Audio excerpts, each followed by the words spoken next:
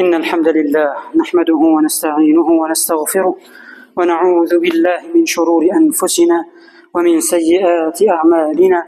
من يهده الله فلا مضل له ومن يضلل فلا هادي له، ونشهد أن لا إله إلا الله وحده لا شريك له، ونشهد أن محمدا عبده ورسوله.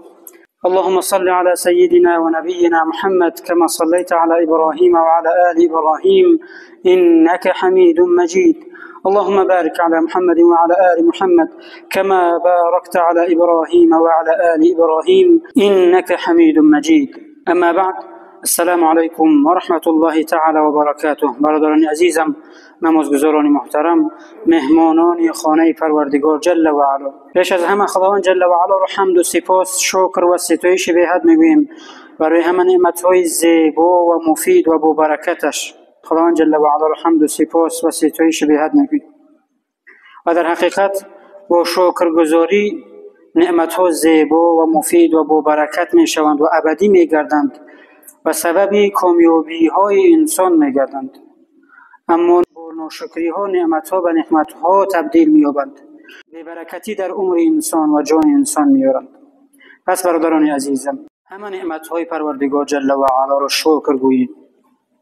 در حقیقت انسان توان و شکر همه نعمت های پروردگار جل و علا را گفته نمی‌تواند، چنان که خداوند جل و علا در قرآن میگوید در سوره ابراهیم آیه 34: اعوذ بالله من الشیطان الرجیم و این تعدوا نعمت الله لا تحصوها. اگر نعمتهای خداوند جل و علا را بخواهید که شمارش کنید، شما نمیتوانید.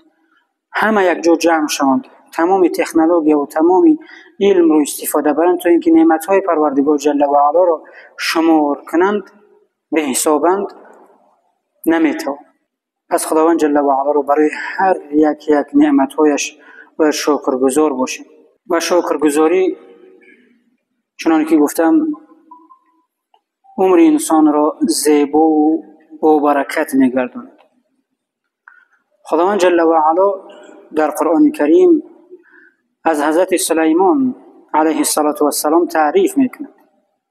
در سوره نمل آیه 40 وقتی که حضرت سلیمان را که تمام پادشاهی ها در دستی او بود، همه قدرت ها در دستی او بود، همه دولتداری در دستی او بود، همه خزانه ها در دستی او بود، همه جین ها در فرمان او بود، همه پرنده ها با او صحبت میکرد، در فرمان او بود، باد و هوا رو امر میکرد و فرمان میداد.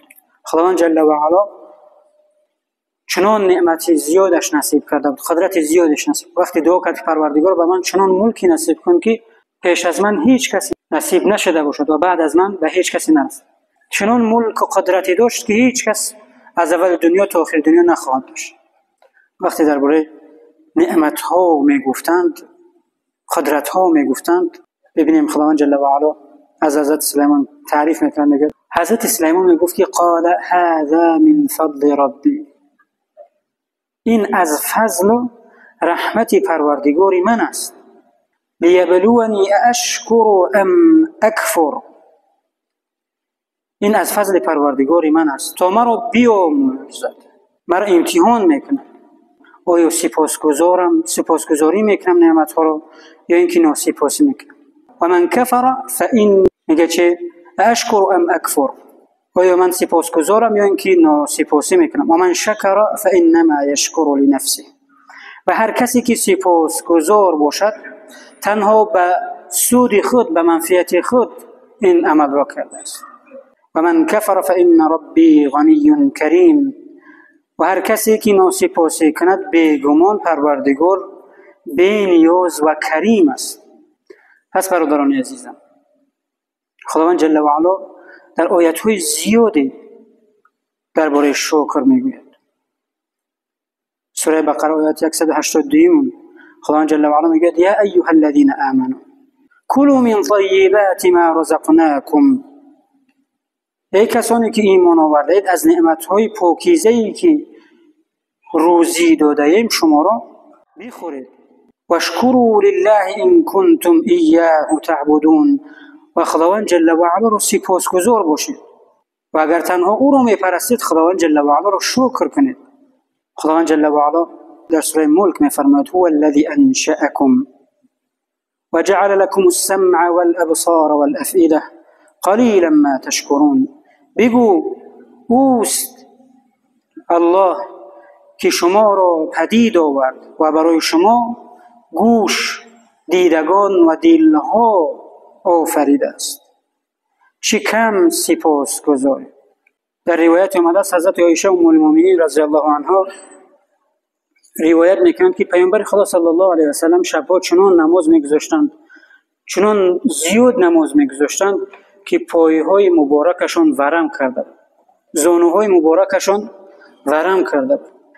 حضرت عایشه گفتند ای پیامبری خدا، لیغفر لك الله ما تقدم من ذنبك و ما تأخر. خداوند جل و علا تمام گناه‌ها و لغزش‌های گذشته و آینده تو را آمرزیده است. برای چی اینقدر خودت را عذاب میدهی؟ پایهایت ورم کردن. کمی استراحت کن.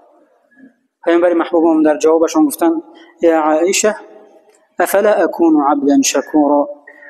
ای عایشه لازمه آیا از بندگان سپاسگزار پروردگار نباشم؟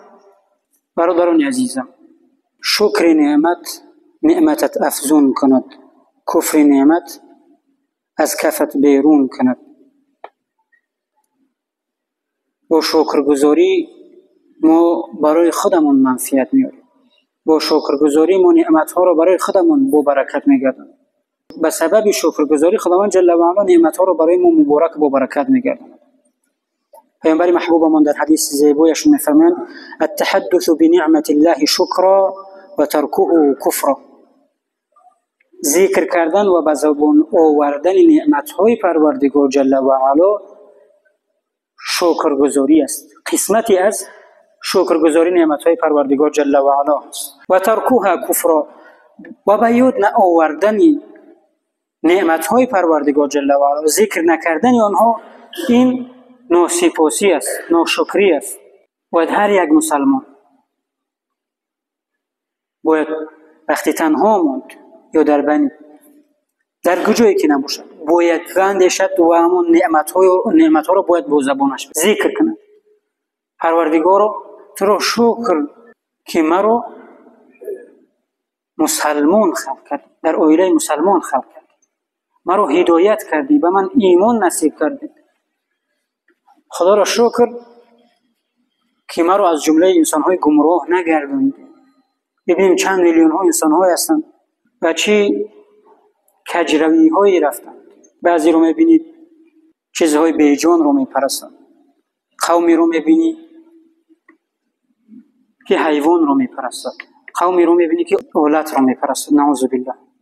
این گمراهی رو وقتی انسان دید باید به زبانش شکر بگه. پروردگار تو را شکر که مرا هدایت کردی، تو را میشناسم، تو را عبادت میکنم. تو را شکر پروردگارا که به من شنوایی دادی، بینایی دادی، تنی سالم دادی. پروردگارا تو را شکر که مرا در خانواده سالم به دنیا آوردی. پروردگارا برای پدر و مادرم تو را شکرگزارم، برای همسرم، برای فرزندانم. پروردگار تو را شکر برای این سرزمین، برای این وطنم. این امانت از جانب پروردگار جل و علا. این همه نعمت است برادران عزیز. بعضی ملت‌هایی هستند که زیاده از 40 میلیون اهالی دارند. همه سرسان و سرگردانند.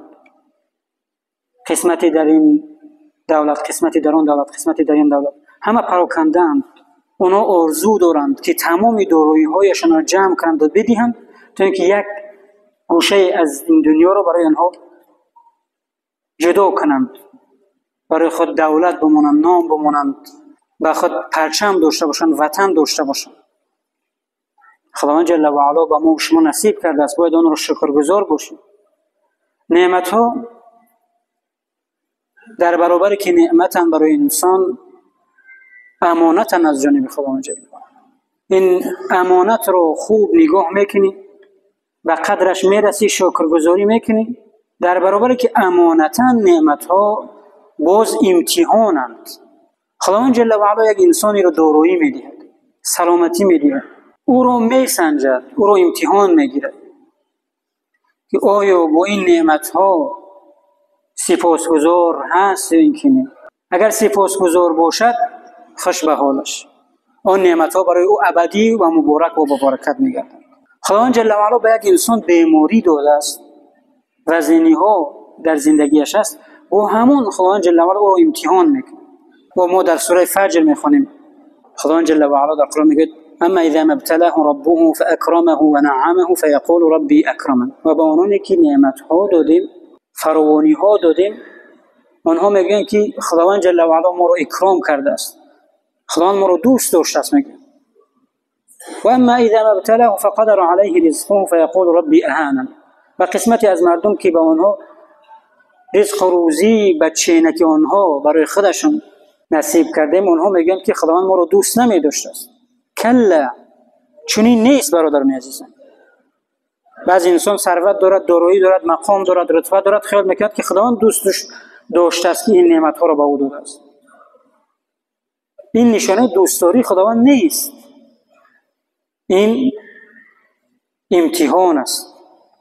انسان با سلامتیش، با نعمت‌هایش،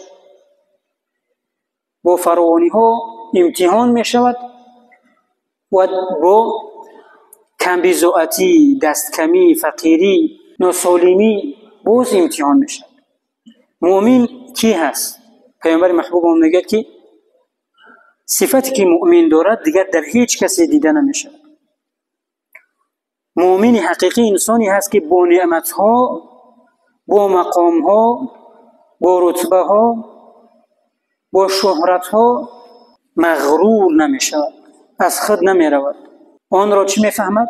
و مانند حضرت سلیمان میگه لیبلونی، خداوند مرا در امتحان قرار داده است، مرا میسنجد. اشکر ام اکفر، آیا سپاسگزاری میکنم یا اینکه ناسپاس؟ پس هر کس که سپاسگزاری کند به خیر خود کرده است، به نیکی خود سپاسگزاری کرده است. برادران عزیزم، پیامبر محبوبمان محمد مصطفی صلی الله علیه و سلم در حدیثشان میفرمایند که انظروا الی من هو اسفل منکم. در نعمت‌ها همیشه از خود پایانتر را نگاه کنید. چطور؟ اگر ما دو چرخه داریم، بلسفید داریم، بعضی انسان‌های هستن که آرزو میکنن که با هم داشته باشن. اگر ما دو چرخه هم نداشته باشیم، پای روان داریم، قسمتی از مردم آرزو میکنن که پای سالم داشتن، بدن سالم داشته باشن و با پای روان خودشان برن. هیچ چیز دیگر نمیخوام. در نعمت هرچند پایان نگاه کردی، به قناعتمندی و شکرگزاری میرسی، به کامیابی میرسی. ولا تنظروا الى من هو فوقكم او كما قال رسول الله صلی الله علیه و سلم. هیچ وقت در نعمت‌ها از خود بالاتر را نگاه نکنید. میگه پیامبر محبوبم، همون دو چرخه داری، همون اوپیلی داری، همون خانه‌ای داری، و همون شکرگزار باش. از خود بالاتر را نگاه نکن، اما زحمت بکش، مهنت بکن. وقتی از خود در نعمت‌ها انسان بالاتر را نگاه میکند، به حسدها تبدیل می‌یابد. پس از خود بالاتر را که نگاه کرد، نعمت در نظرش نمیتابد، ناکام میشود. همون نعمت و لذت، همون نعمت‌ها و داشته‌هایش را نمیچشد و حریص و ناکام میماند. پس باید در نعمت‌ها انسان همیشه باید پایانتر را نگاه کند. پیامبر محبوبمون چی گفتن درباره ثروتمندی؟ لیس الغنى عن کثرة العرض. در دین ثروت اساسی این نیست که انسان دارایی و مال و طلا و دیگر چیزها جمع کرده باشد. لیس الغنى عن کثرة العرض ولكن الغنى غنى النفس. ثروتمندی اساسی کی است برادران عزیزم؟ همون انسانی که قناعتمندی پیشه میکنه.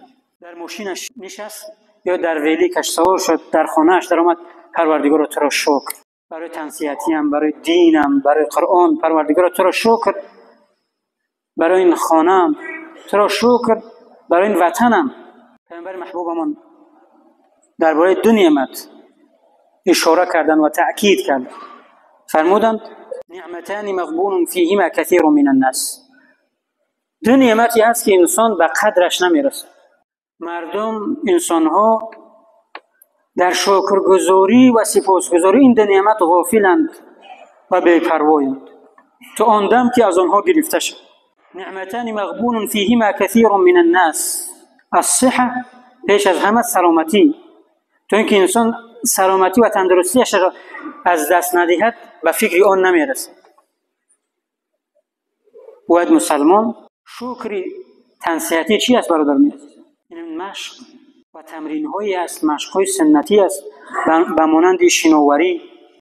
پیامبر محبوبمون خودشان این سنت ها و این مشق ها رو میکردن و به امتانش و به همه ما توصیه دادن که شناوری بتونید، کمانزنی کرده توانید، اسواری کرده توانید.